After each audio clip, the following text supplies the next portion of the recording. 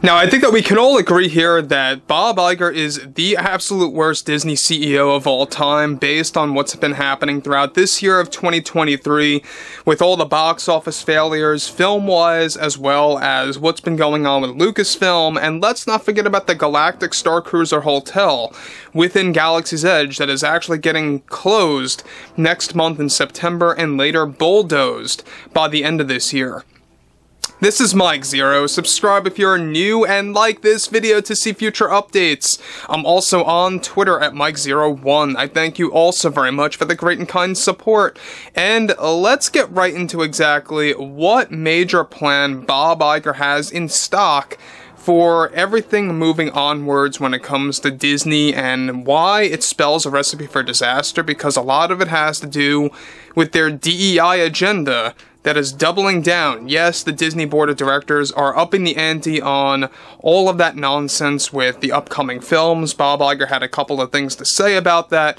But one thing about Disney right now is that we know that there are less and less attendees going to the Orlando destination. A lot of you guys have been coming forward to me below in the comments, by the way, thank you so very much, saying about how you recently took a trip there and it was very empty than usual, at least. And if anybody else wants to chime in below in the comments what your experience was like in Orlando, please do so.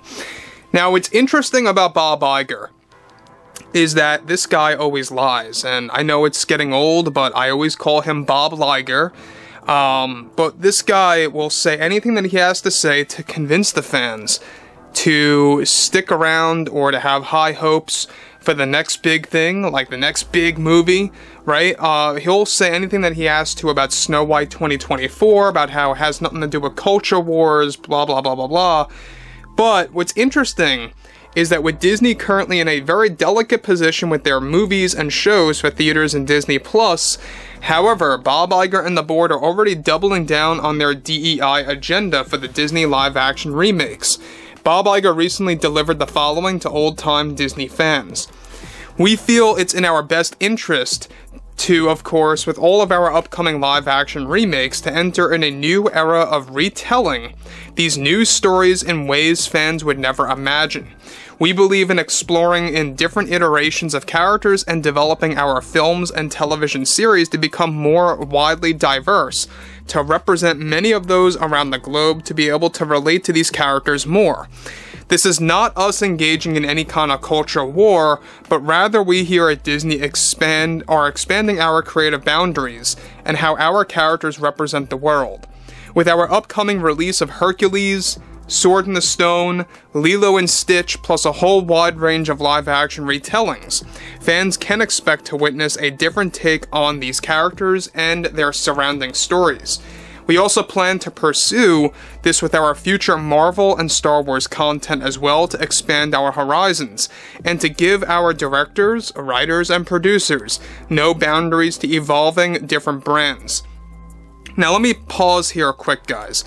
Bob Iger, what he's basically saying is that he wants to double down, like I said before, on the DEI nonsense. Alright, everything related to diversity and equality and just everything that we have all despised about Disney for the past couple of years now.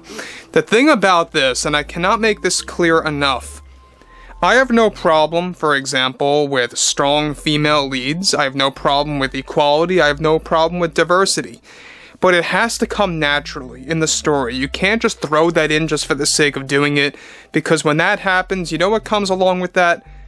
Cringy dialogue, bad actors with bad acting, and not just that, the execution, the way it's presented is just not natural. It just feels forced. That's why, you know, a lot of the latest releases by Disney have failed.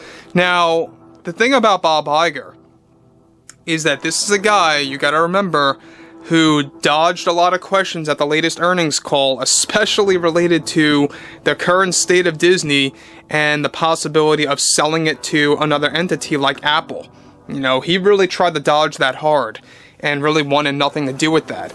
So, with all the rate increases for Disney Plus coming our way and how it's going to continue to increase, along with the park rates, is just so unattractive You know, it just goes to show you that Disney does not care about its customers, whether you're a park fan, a movie fan, or whatever it may be, right? They don't really care at the end of the day. It's all about pushing these agendas. Now, moving onwards, he goes on to elaborate further. This is our chance to expand our original classics and to only make them more diverse, but to also tell new tales surrounding these brands. We will be making some important announcements about our upcoming live-action remakes in the coming weeks. He's most likely referring to D23 there. And we are dedicated to fulfilling our goals, to expand these stories into something new, to create new fans. Our overall goal is to attract the new and to please the old at the same time. And with that comes challenges, and those challenges can be difficult to balance. We realize this will upset some, but we have many great creatives on our deck to handle that balance.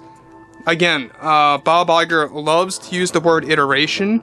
He loves to use the word balance. I mean, it seems to be his favorite thing there. But the thing about him throwing that word around, iteration, he used this for The Little Mermaid, he used this for Snow White, with Hailey Bailey and Rachel Zegler, about how it's a new iteration of the character, right?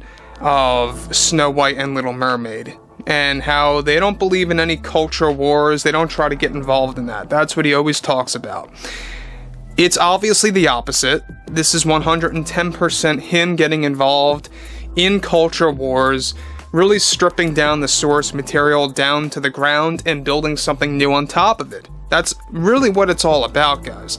And so, I think it's going to be interesting to see what's going to come out and about with Hercules. We already talked about this ongoing development about how director Guy Ritchie, who, by the way, has made some pretty great stuff before in the past, but in recent years, not so much in my opinion, and especially with Hercules and how they don't want to make him a demigod, and how they want to change the character of Hades and Meg, I think is a little, worrisome. In fact, it's very worrisome. So, again, we heard all the ongoing developments, we went over this. The top two contenders to become Meg in Hercules are Ariana Grande, and let's not forget about others out there that have joined the list. We know that, Taron Egerton is up for the role of Hercules, as well as Patrick Schwarzenegger, Arnold's son, yes, is also up for the role. We talked about that last week as well. But we know that all of the live-action remakes, I believe, are going to fail as long as the DEI agenda remains intact. And it just seems like ever since 2015/16, things have been going downhill quite fast for Disney year by year, especially throughout this year. Elemental, Indy 5, Little Mermaid, Captain Marvel, or should I say The Marvels, coming out this year. So far, it's just a real big fail for Disney. But anyway, guys, drop a comment below, fill me in below in the comments what you all have to say about this, and if you guys did enjoy the content for today, make sure to drop a thumbs up on this video to support the channel, and I will catch you guys next time.